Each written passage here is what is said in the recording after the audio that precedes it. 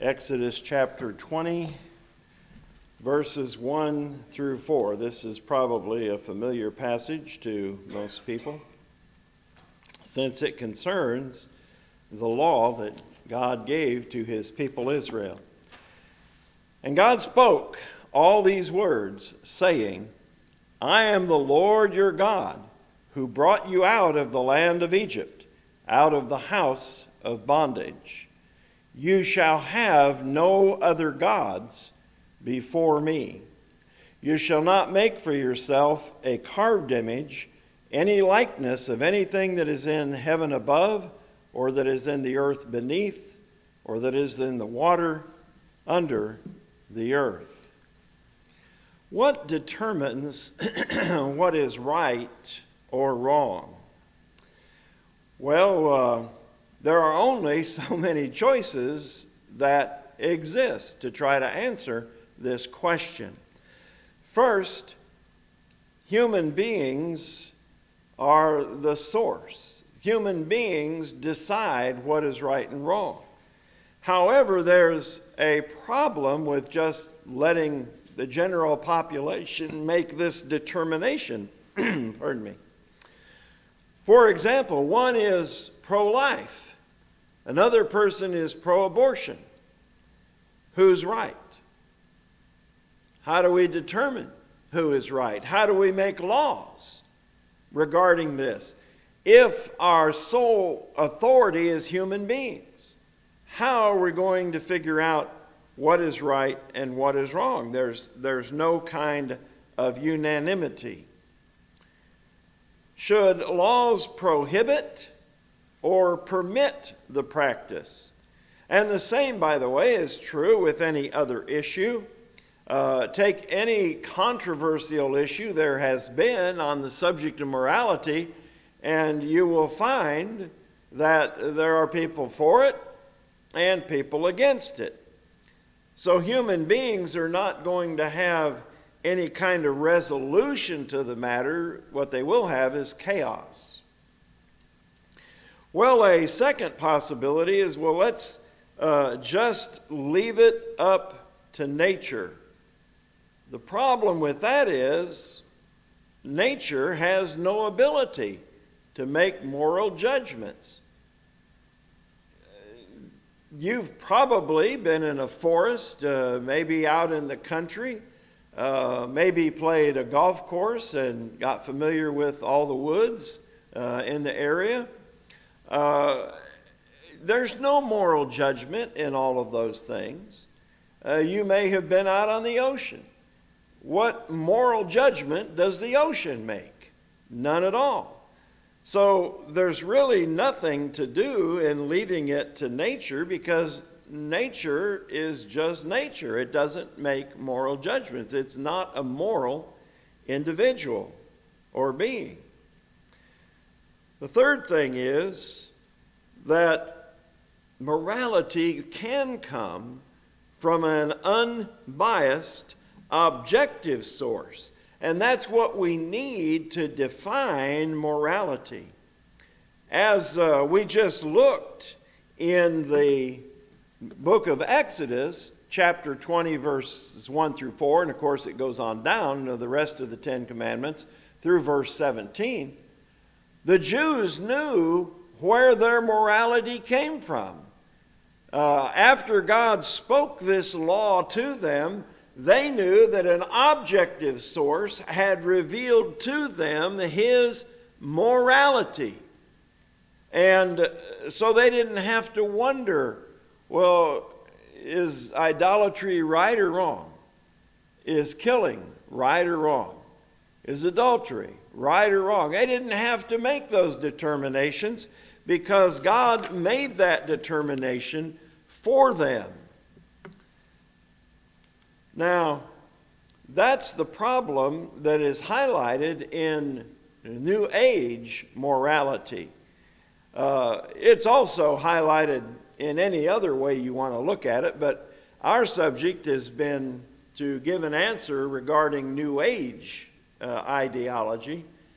New Age religion is very popular, and so we had a question concerning that, and there are various aspects we have to deal with. We dealt with some last week, the fact that it is monistic, all is one and one is all. It is pantheistic, all is God and God is all.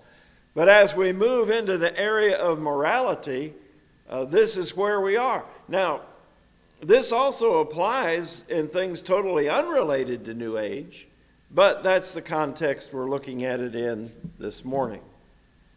So it's a battle between subjective and objective thinking. Does each individual get to decide what is moral? Or is there an objective source, such as God, who has delivered it to us? And of course, we know that the latter is true. New Ageism, however, is subjective. It does not possess a moral code. You can read through the writings of the various people involved in it, and you won't find a moral code. It doesn't concern itself with morality. Like the atheist, the New Age person is adrift in a sea of uncertainty. He has nowhere to drop anchor because, first of all, he doesn't believe in anchors. And second, he would not be able to tell a safe haven from a pirate cove. He just doesn't have the ability to discern these things. So, in a nutshell, everything is permitted. Everything is permitted.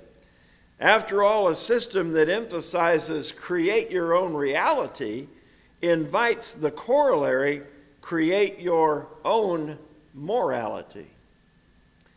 Now, in a July 1st, 1986 Dallas Morning News article, it described a meeting of 150 Seth devotees. They came together to bend spoons. Yeah, that's why they met. That's why they came together. And that typifies this philosophy. One of them said, we literally create our own reality through the beliefs we hold. So by changing those beliefs, we can change reality. Now, that may sound quite sophisticated and appealing to some people, but it's nothing but a philosophical error. You cannot create reality. Jesus pronounced Peter blessed not because he created reality, but because he recognized the reality of Jesus' deity in Matthew 16, 13 through 19. Jesus did not praise Peter for inventing this idea, but for recognizing the truth of the matter. On the day of judgment, nobody is going to be allowed to say, this is not my reality. Please excuse me. No, God will judge the world in righteousness by the man whom he has ordained, Jesus Christ, Acts chapter 17 and verse 31. He will do that judgment whether we are prepared for it or not. Undoubtedly, the rich man wished he could create his own reality when he woke up in torments, Luke chapter 16, but he was not afforded that kind of privilege. No one is. When will people learn the difference between playing fanciful games of a speculative nature and the truth? So what kind of morality do New Agers possess? While it would be presumptuous to speak for each and every one of them, nevertheless it is instructive to say what some of its most popular adherents believe. Randall Baer, for example, was once a strong proponent of New Ageism, but he saw the errors of the way. and decided to give it up, and he wrote about New Ageism. He wrote these words: "I often came across New Age parents who either didn't live with their children or who had left them. Often the parents did so out of preference, not necessity. When one is so busy exploring his own glorious potential, kids just get in the way." Anyone who reads Shirley MacLaine's books know that she feels free to use foul language, to blaspheme, to engage in fornication. Many attend New Age workshops, in fact, on weekends, not just to receive new knowledge, but also to find casual sex partners, as Baer also writes. Divorce is not uncommon either among New Age people. After all, some reason, well, we've probably worked through our karma together. Now it's time to move on to another karmic relationship. We'll, Lord willing, take a look more at that next week about karma and reincarnation and some of the things that New Age people believe regarding that. Baer's personal assessment of New Age marriages is that they are often unstable and unfulfilling, with a divorce rate that is unusually high. There is no real basis in New Age thinking to condemn homosexuality or bisexuality or any other perversion as the Bible defines it, because they just may be creating their own morality. Perhaps an attraction to a particular gender has simply accompanied someone to this incarnation. Maybe that's based on a past incarnation. It's a wonder that nobody has tried to make the argument that his past life experience makes a homosexual what he is. I'm surprised nobody's come out with that, because it certainly fits their thinking. As for abortion, there won't be many New Age people lining up on the picket line to protest abortion. Again, Baer says this: "For if a soul is immortal and continuously reincarnates, then abortion is no problem, because that soul will simply recycle itself into another body at some later time, no harm done." So they're probably not going to take a stand against abortion. Now, this kind of attitude may offend many sensitive souls, but New Ageism represents a brand of fatalism which concludes that whatever happens is meant to be. That's what karma is all about. Your karma is just being worked out, and cosmic justice is being served. Once again, how does the earth, how does the cosmos, how do the stars and the planets, how did they get justice? Where did that come from? How are they able to bring that about? Those are some questions I don't see anybody answering from the New Age movement. Whatever goes awry in this life will be worked out in the next one. Someone trying to comprehend reincarnation as it relates to abortion might well ask, because some of the New Age proponents say that a spirit may select its parents. It's not, we got this child physically, or no, somebody was saying, I want those parents. So the question would be, why would a disembodied spirit choose a mother or a family that would kill it before it ever had the opportunity to advance spiritually? That doesn't make any sense.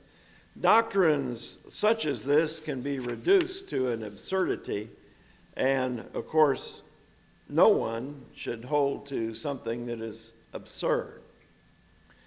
Someone might protest that these observations about New Age morality are just opinion. Well, no, we can go to the source of these things and find out exactly what they believe. Let's consider the, quote, knowledge of the ascended master Ramtha, who channels bits of spiritual knowledge through California housewife J.Z. Knight. Now, this is an ancient warrior who has all of this knowledge and insight to tell people through this woman who claims to get these messages. Ramtha taught these things in a book published in 1987 called Voyage to the New World. Here's one of the statements: relinquish guilt. Do not live by rules. Live by feelings. Does that sound like Exodus chapter 20? I don't see God saying that to Israel, do you? Live by feelings. I'm going to give you 10 rules, but just don't pay any attention to them. Live by your feelings. No, this is actual New Age theology. Now, this actually is probably the dominant theology of today, so New Age fits right in. A lot of people believe this anyway. But it is and does typify New Age thinking and morality, which has no use for strict statements that are found in the Scriptures, such as flee fornication. You won't find that in New Age thinking. 1 Corinthians 6:18. Or, therefore, what God has joined together, let not man separate. Matthew 19 and verse 6. You won't find anything rigid like that in New Age thinking. Certainly, New Agers are not interested in the list of sins that we find in Galatians 5:19 through 21, or in any other passage where there's a collection of them, Romans 2:28 through 32, 1 Corinthians 6:9 and 10, Revelation 21:8, and so on. In fact, sin for them is not even a valid concept. Ramtha says there is no such thing as evil. Does that sound dangerous to you? There is no such thing as evil. And Shirley MacLaine's higher self confirms this doctrine. Her higher self said, until mankind realizes that there is in truth no good and there is in truth no evil, there will be no peace. And with this philosophy, we have a lot of peace, do we? I don't see any of it. Living by feelings means basically doing your own thing, to borrow a phrase from the 60s. Living by feelings means doing that which is right in your own eyes. In those days, there was no king in Israel. Every man did that which was right in his own sight. Judges 21:25. The only problem with that is, as Jeremiah 10:23 says, it is not in man who walks to direct his steps. The way of man is not in himself. Or we can't go by our feelings. There is a way which seems right to man, but the end thereof is the way of death. Proverbs chapter 14, verse 12. Furthermore, he who trusts in his own heart is a fool. Proverbs 28:26. So much for going by our feelings. Besides, the heart is deceitful above all things and desperately wicked. Who can know it? Jeremiah chapter 17 and verse 9. However, Ramtha foolishly states, for 2,000 years we have been called sinful creatures, but we are all equal with Christ, God and Christ. We're all equal? The Jews determined to kill Jesus when he made that statement. Remember John chapter 5, verse 18, therefore the Jews sought the more to kill him because he said that God was his Father, making himself equal with God. So they wanted to kill him. Well, isn't this basically saying the same thing? When Jesus admitted to being the Christ, the Son of the Blessed, in Mark 14, 61 and 62, they accused him of blasphemy and delivered him up to Pilate to be crucified. Jesus was not guilty of charge because he spoke the truth. He was the Word made flesh. But any human being who would make such claims today is guilty of blasphemy. We are not God. We are not equal with God. Some brethren would probably enjoy Ramtha's plan of evangelism. Do not preach to this world. The world doesn't need saving. Leave it alone. The world does need saving. And especially people like this who write such things are in desperate need of salvation, though they know it not. This advice is, of course, directly opposite to the one that God gave, or the one that Jesus gave to his apostles in Matthew 28, verses 19 and 20. New Ageism is not concerned with the salvation of men's souls or moral reformation. The church needs to be careful and ask itself, whose commands are we most closely following, Ramtha's or the Lord's? Ramtha has advanced the "you don't have the right to judge me" spirit of this age to the next level. God has never judged you or anyone, Ramtha says. Perhaps he might check the Akashic records for information about the flood. Almost every civilization has that account in some form or another. It may involve less people or more people, a greater length of time, a shorter period of time, a huge boat, a small boat, but there is an account of a flood in all civilizations that we are aware of. The whole point is God does judge people for their behavior. You cannot read the book of Judges, Kings, or Chronicles, not to mention Isaiah, Jeremiah, Ezekiel, to know that God punishes sin. Why all those warnings to keep them from being punished? God punishes sin. But according to New Ageism, God is not allowed to either define or punish sin. A precedent he set, by the way, with Adam and Eve in the garden. How can you get as far as Genesis 3 and not realize that God punishes sin? And also that we will all stand before the judgment seat of Christ to be judged, to give an account for the things done in our body, whether they be good or evil. 2 Corinthians 5 and verse 10. Ramtha has tapped into another popular idea of our culture by seeking to do away with all ultimate punishment and even the concept of immortality. No, there is no hell and there is no devil, Ramtha confidently assures people, falsely.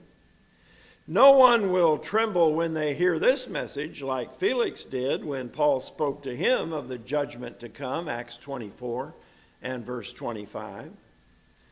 The devil is not really evil because he is really God. Who else would he be?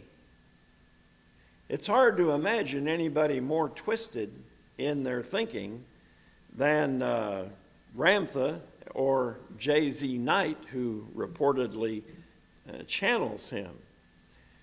What do we read in the scriptures? Woe unto them that call good evil and evil good, that put darkness for light and light for darkness, bitter for sweet, sweet for bitter. Isaiah chapter 5 and verse 20. With such a topsy-turvy ideology, is it any wonder that moral principles are absent in New Age thinking? But the worst moral philosophy that I have ever seen is yet to come. In an article about Shirley MacLaine called "Isn't This Is Her Business?" Martin Gardner apparently quotes her as saying, if it isn't her, it's somebody who agrees with her, but I think it's her, "Every vile and wretched thing you do broadens your understanding."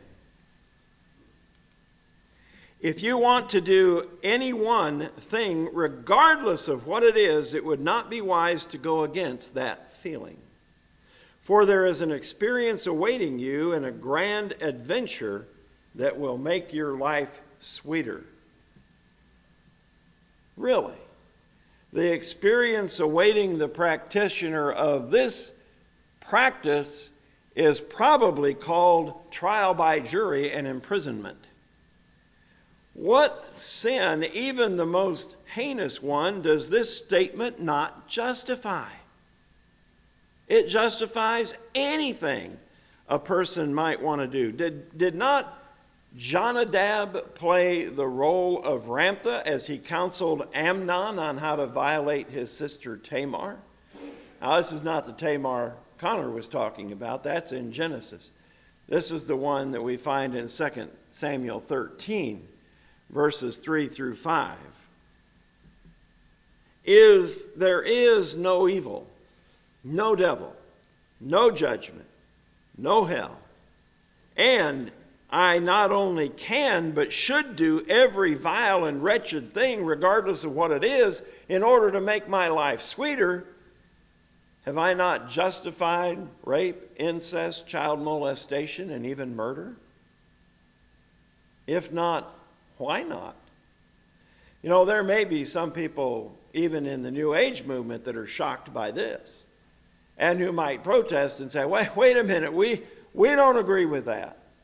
Maybe not, but that's because a lot of people who are New Age were brought up with Christian values. And they know because of what they've been taught from their youth upwards that some of these things are wrong. But this philosophy does allow for these things. There's no way around it. I've created my own truth. In my reality, I do not count anything I do as wrong or immoral. There is no evil. But let's pose a question. Suppose, Mr. New Ager, one of your followers who agrees with your philosophy wants your wife. Now, he has no right to her, and she doesn't want him, but why should he deny himself a sweet experience? He'll just wait until you leave her alone and then force himself upon her. Now, Mr. New Ager, you wouldn't call the police, would you? He's just working out his karma, and maybe hers. If you counter that his actions were wrong and violent, as the scriptures, which you reject, teach, he will just say, so what? That's just your truth, and you shouldn't try to impose your morality on me. Or suppose you have a son. Some perverted men like youths. Maybe a guy is a charter member of NAMBLA, North America Man-Boy Love Association. He may invite your son over after school in order to play a little game with him. You wouldn't report him, would you? Maybe the lad chose you as a parent knowing that you would help him survive the experience. Maybe the two of them have a past karma. It just needs a little more work. Besides, he claims to be God. What right do you have to criticize a fellow deity? According to this theology. Suppose one person kills another. Would the victim's blood, like Abel's, cry out from the ground? Or would it just sigh, oh, well, that's karma? The point of all these scenarios is that theoretically, a person might do anything that enters his mind if he really follows the precepts of New Ageism, because its main goal is to exalt self. It is the amusing Ramtha, as Shirley MacLaine calls him, who encourages people, love yourself, live in the moment, and exalt all that you are. Now, to become enlightened is to make the priority of enlightenment first, the priority of love of self first. The Bible, at every turn, tries to take people outside of themselves, not exalt themselves. It declares that our first obligation is God. You shall love the Lord your God, not yourself. The Lord your God with all your heart and soul and mind and strength. This is the first and great commandment. We're not equal to God. Our ways and our thoughts are not his thoughts. They are higher than ours. Isaiah 55, verses 8 and 9. He is our creator and worthy of our praise and our adoration. Human beings are next to show love and concern toward others. You shall love your neighbor as yourself, Matthew 22:39. Let's take a look at Romans chapter 13, verses 8 through 10. Again, this does not encourage exalting self. Notice what it says. Owe no one anything except to love one another. For he who loves another has fulfilled the law. For the commandments, you shall not commit adultery, you shall not murder, you shall not steal, you shall not bear false witness, you shall not covet. And if there's any other commandment, all are summed up in this saying, namely, you shall love your neighbor as yourself. Love does no harm to a neighbor. Therefore, love is the fulfillment of the law. And so that is a passage to remember. One other one, and there are many, many more, but this is fairly brief, from 1 Corinthians chapter 10, verse 24. Let no one seek his own, but each one the other's well-being. We're not supposed to be stuck on ourselves. We're not supposed to be stuck in ourselves. We are to seek what is best for others. You could add 1 Thessalonians 5:15 to that and many other scriptures. Even the commands given to husbands and wives, children and parents, servants and masters are aimed at what? What we owe others. Not what we can expect to receive from others. What we owe others. New Ageism, on the other hand, puts human beings at the pinnacle of the universe, equal with God, who is everything. New Agers are devoted to the thrilling pursuit of self. There can be little room for seeking the welfare of others when the subject of a person's veneration and worship is himself rather than God. New Age morality can be accurately summed up by asking one question: what morality? There is no morality. So, how do we know what is right and what is wrong? We don't know it subjectively because we're all in disagreement on that. We don't know it through nature or the cosmos because it's not a sentient being. We know what's right and wrong because God, who created us, has told us and revealed to us what is right and what is wrong. The philosophy of New Ageism is, I want. It's kind of like a little kid who never grew up. I want. And it's all about the self. But it should be about God. Who determines right and wrong? God determines what is right and wrong. On the day of Pentecost, Peter preached the truth concerning salvation. They recognized, men and brethren, what shall we do? They weren't standing there saying, we need to explore ourselves internally more because we're not there yet. No, they recognized they had done objective moral wrong, and they wanted to know what was objectively morally right. And that's what Peter told them. Repent and be baptized, every one of you, not some of you, every one of you, in the name of Jesus Christ for the forgiveness of sins. The Bible is not presented as some sort of nebulous, whatever you think is right thing. That doesn't come from the Scriptures. It reveals right and wrong, truth and error. And it calls us people who have committed sin. And it gives a solution to sin.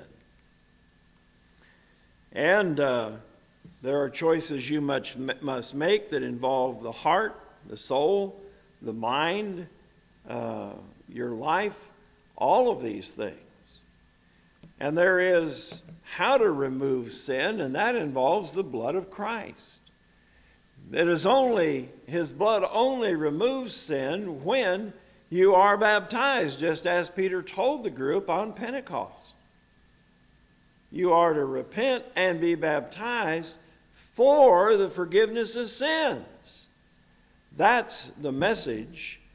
Baptism does also now save us, Peter also said in 1 Peter 3 and verse 21. So, don't be taken captive by a vain philosophy that may sound interesting, that may sound like something you've never heard of before. No, follow what comes from God, from the Holy Scriptures.